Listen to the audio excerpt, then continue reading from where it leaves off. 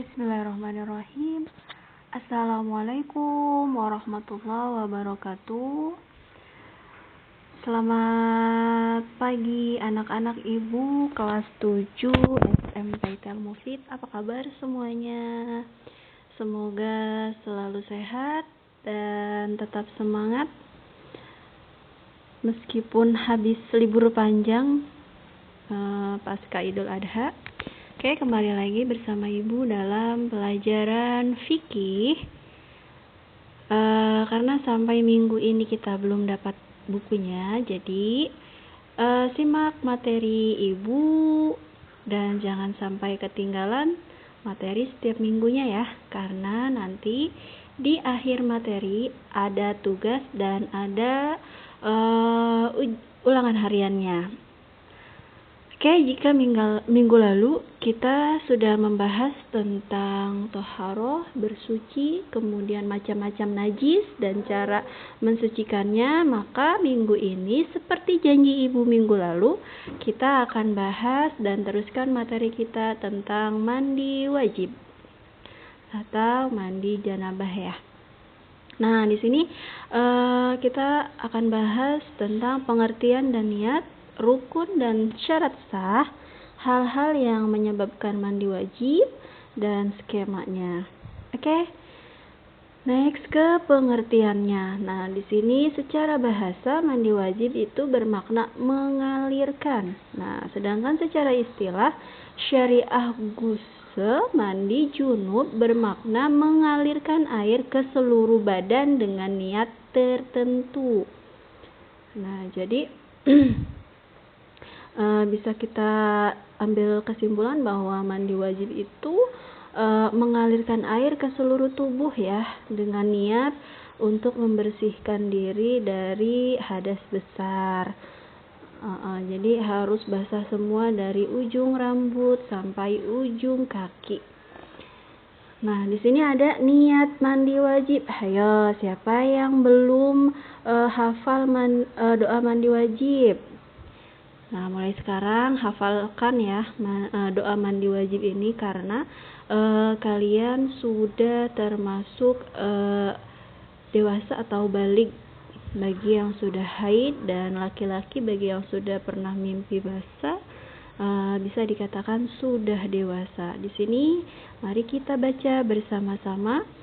Bismillahirrahmanirrahim. Nawaitul ghusla li rabbil hadasil akbari fardhan lillahi ta'ala. Saya niat mandi besar untuk menghilangkan hadas besar fardu karena Allah Ta'ala.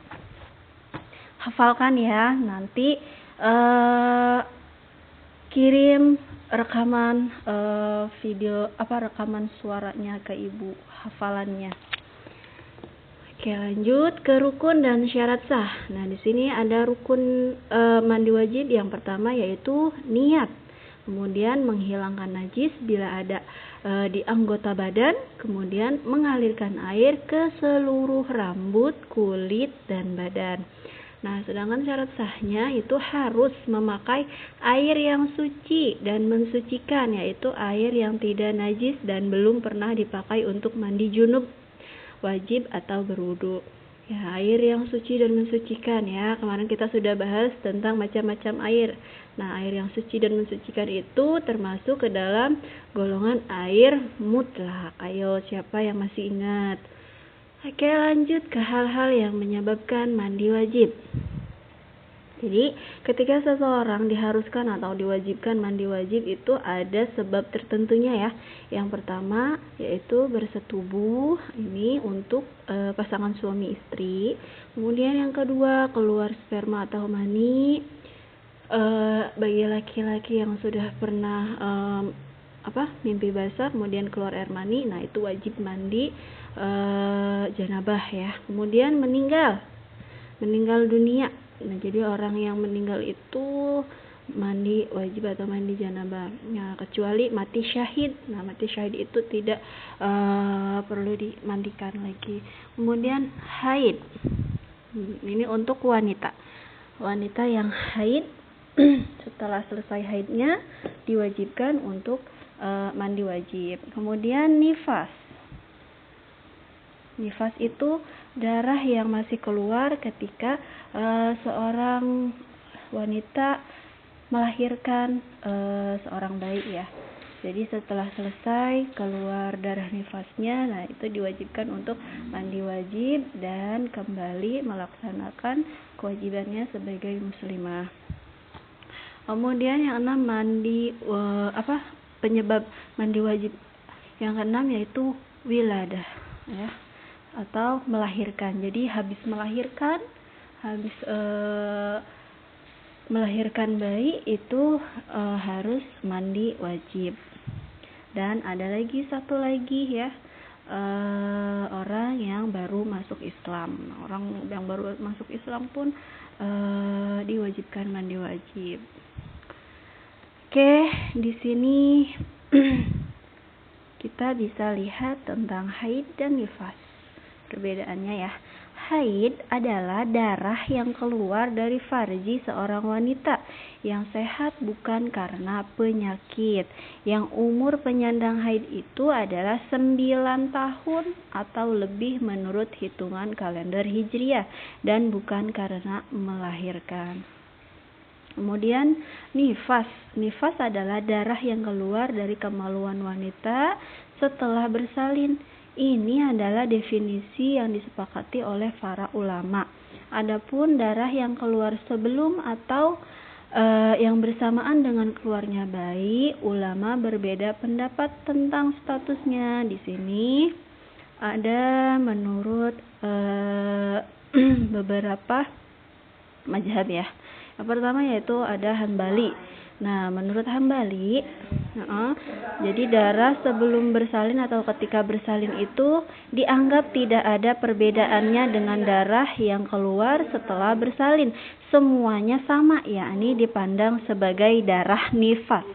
Jadi sama, darah yang keluar bersamaan dengan bayi dan darah yang keluar setelah bayi keluar itu sama-sama disebut darah nifas menurut Hambali.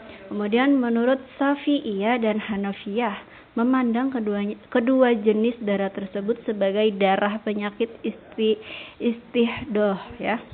Kemudian menurut Malikiyah, darah yang keluar sebelum melahirkan dihukumi sama dengan darah haid, sedangkan darah yang bersamaan dengan keluarnya bayi adalah darah nifas. Jadi berbeda pendapat. Oke, lanjut ke wiladah. Kita bahas tentang wiladah atau melahirkan. Mandi disebabkan ilat bersalin ini adalah satu pendapat yang masyhur dalam Syafi'iyah.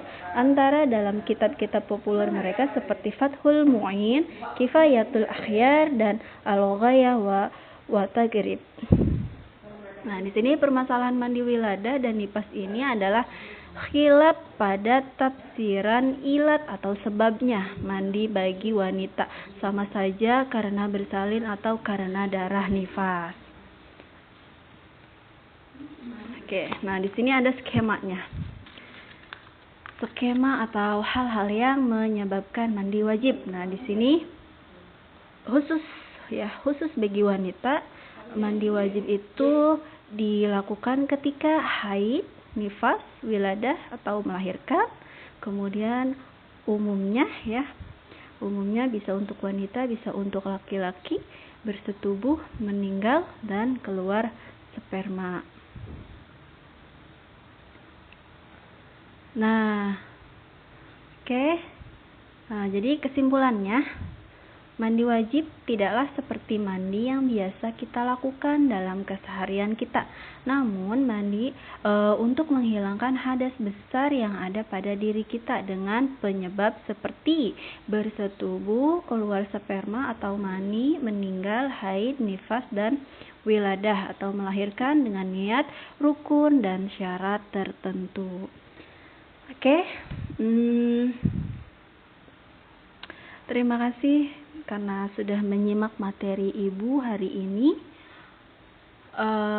Semoga apa yang kita pelajari dan apa yang kita dapatkan hari ini bermanfaat untuk kita dan bisa menambahkan ilmu dan wawasan kita. Kurang lebihnya Ibu mohon maaf. Ibu akan kasih tugas ya. Jangan lupa tadi tugasnya kirim rekaman suara hafalan niat mandi wajib Japri ke ibu ya. Oke, thank you, terima kasih. Assalamualaikum warahmatullahi wabarakatuh.